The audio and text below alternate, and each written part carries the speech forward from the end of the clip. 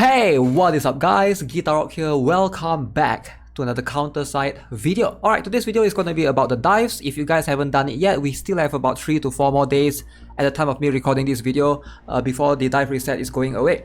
Now, I've mentioned in the previous video that after you have finished your dive, you want to do the dive. You want to reset the dive. Alright, this thing, if you guys are not aware, the reset coordinates, you are not allowed to have more than one of these. Now this thing is going to be not really expiring, but in 3 days and 5 hours, you will get a new dive reset coordinate. Now if you click on this, right, and then you can click on this, it did mention right here, somewhere in this at the end, periodically auto-issued to the task force companies that have no dive resets, reset devices. So you can only hold one of these at a time. So please use them as soon as you can. Now, for those of you who are still struggling in dive 40, 44 or 45, hopefully this video will be able to help you guys and give you guys an idea on what you can do. Now let's jump into it. Now first tip for you guys, if you guys are struggling, right, in terms of trying to beat through the dive, is to split up your units. Alright, don't put all strong characters in one particular team. For example, this is my team 1. You can see Awaken Hilde, I have Kim Sorbin, I have Evelyn. And then the rest are probably the weaker ones. And then team 2, I put my Chifuyu, Assault Trooper and Sylvia here. Do have some characters level 100 here.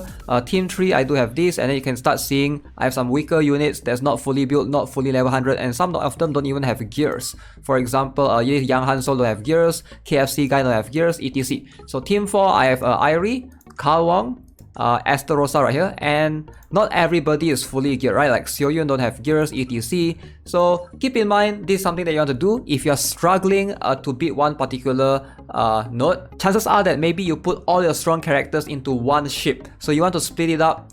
In general, keep in mind that you can also like reduce the number of characters. Like for example, you don't need to fill them up with 8 characters. So if you think it's better for you to just straight out remove the weaker characters, you can do this. You can use like maybe like 4 characters or 5 characters, and that way when you auto them, it will recycle faster, so you don't get the weaker characters as well. This can be something that you can consider doing as well.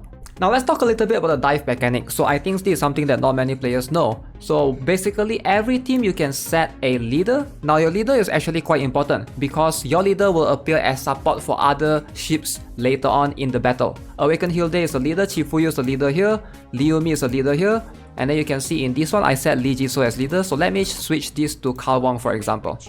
Now, if I attack with team 1, so the first leader that will be deployed is going to be the Chifuyu leader, followed by Liumi leader, followed by Carl Wong leader. So how you deploy your ship in that order is going to be quite important if you guys want to take advantage of that as well.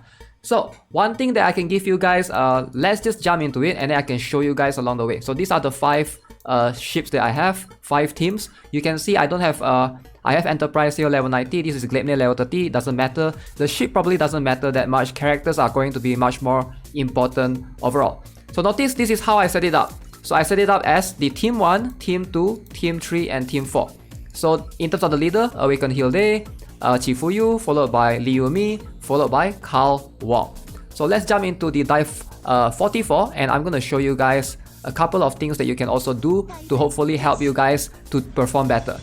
Number 1, alright, so auto dive is something that a lot of players like to do. You just auto dive, but if you're struggling, right, consider just doing manual. And when I say manual, I don't mean like manual the fights as well. The fights you can do auto, but manual as in manually selecting the nodes that you want to go.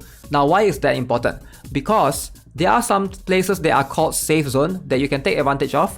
So if you are not aware, each ship has 2 attacks or 2 bullets, right? So you have 4 ships here, meaning you have 8 attacks. So if you count 1, 2, 3, 4, 5, 6, 7, 8, it's just enough for you to reach the end. But you can somehow cheat if you have a very weak team here. You can just take the safe zone right here, right?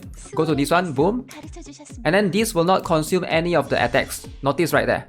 And then you get to choose an artifact or debuffs for your team. Now this one is going to be quite crucial as well if you are manualing it, right? If you auto this, usually the AI choose the weakest one. I don't know why. So out of these 3, for example, damage taken minus 10% from enemy air units, allied soldier crit damage 20%, or all allied units crit damage plus 10%. Obviously this one is the best one, right? So always choose the attack buffs, the crit damage buffs and the attack speed buffs. You want the offensive buffs as much as you can. If those options are not available for you, choose something that maybe give you defensive buff or maybe reducing or maybe increasing damage taken from the enemy by 10% or reducing your damage taken by 10%. Those are going to be much more advantageous in general, right?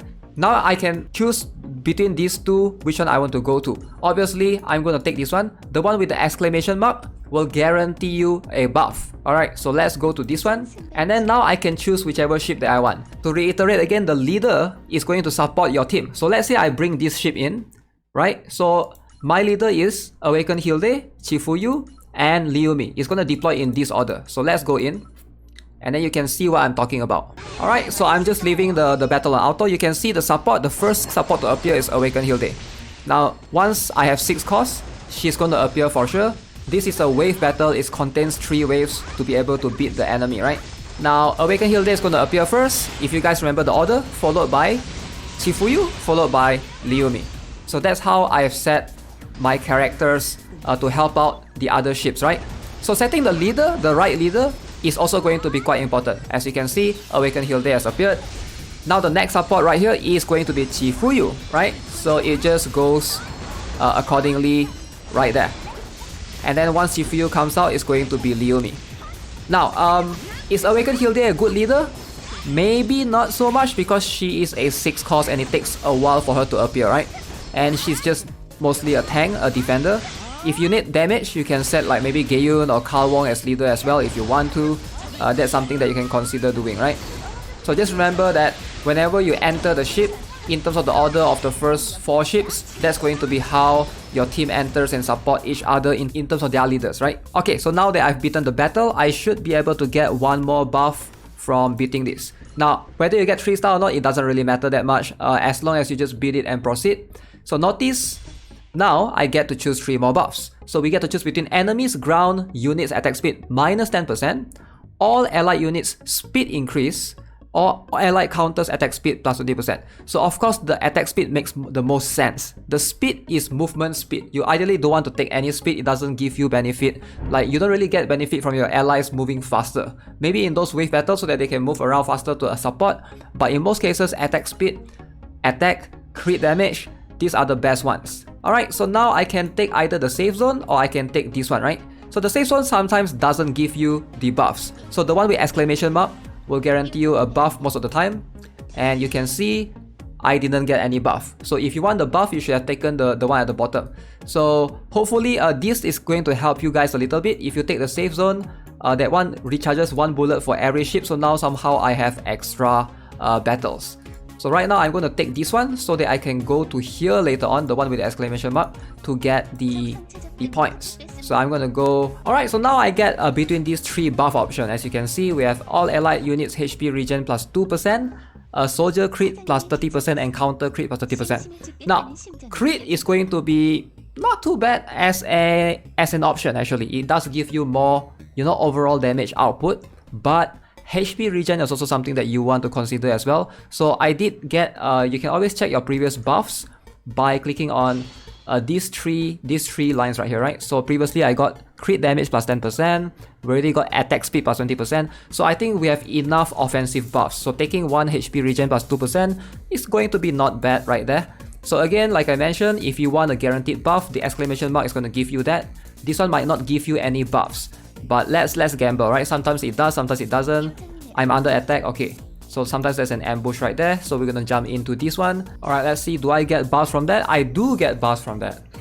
Okay, now this is going to be an interesting one, right? So between all allied units defense plus 15%, all allied units attack speed plus 10%, and allied counter attack plus 30%. This one is usually, based on my experience, the counter attack is usually the biggest buff. Either the attack or everyone's attack is increased. So I would prioritize the attack over attack speed because I also already got 1 attack speed earlier, if I'm not mistaken. Did I? Yeah, I already got allied counter attack speed plus 10% earlier as well. Alright, so at this point we can just auto the battle and just let the ship navigate to the end, because at this point it's pretty... There's like 2 knots left. I'll just let it do its thing, right? Now this might be more useful in the future once the dive 46 to 50 comes, because right now we can only do... Global can only do up to 45, and dive 45 you only need 4 teams. Once you reach dive 46 to 50, right? You are gonna need 5 ships, 5 teams, and that's going to be even harder, especially dive 48, 49, 50. If you guys have been seeing me doing during my live stream, I've been struggling, especially in 49, because that boss is so annoying. This will come in handy later on. It might not be that useful to you now, but hopefully making the video of this now, hopefully you guys are aware of the dive mechanics as well. And also one last thing that you guys need to be aware of, very important. Try to balance out your team to characters that can hit air and characters that cannot hit air. Alright, this is something that I did make a mistake earlier. So what am I talking about? Let me show you guys an example. Now earlier today, I think I have this team right here. So basically I didn't have Ka Wong. I have like Esterosa, and then I put like Lee Jisoo, and then I put like this. So 4 characters that can't hit air at all. So you can basically look at their ability to attack air right here. This one says ground attack, ground attack, ground attack, ground attack. And then I didn't have Ka Wong and I didn't have Seo Yoon or any of these, right? So one entire ship, they cannot hit air units at all. They get destroyed by the helicopter from the enemy, which is like insane. So hopefully, you know, my mistakes can help you guys to learn as well. Make sure you guys balance it out, alright? You need to know what characters can hit air and what characters cannot, especially like Kim Sobin. Not all rangers can hit air, right? Despite Kim Sobin being a ranger, she cannot hit air. Same applies for Shiyun as well. Can only hit ground. Xiaolin is a sniper that cannot hit air. So you want to always balance things out. Make sure in every single one of your ship, somebody can at least hit air. Alright, build this guy if you want a Assault Trooper. Very good budget option for those who don't have admin rifleman. And yeah, hopefully these tips can help you guys to do better from dive 41 to 45 onwards. Alright guys, so hopefully that's gonna be it for this video. Again, if you guys have anything that you want to ask specifically, feel free to drop your questions in the comment section below. As always, if you haven't already, subscribe to the channel, give this video a like, and I'll see you guys in the next one. Have a nice day. Goodbye.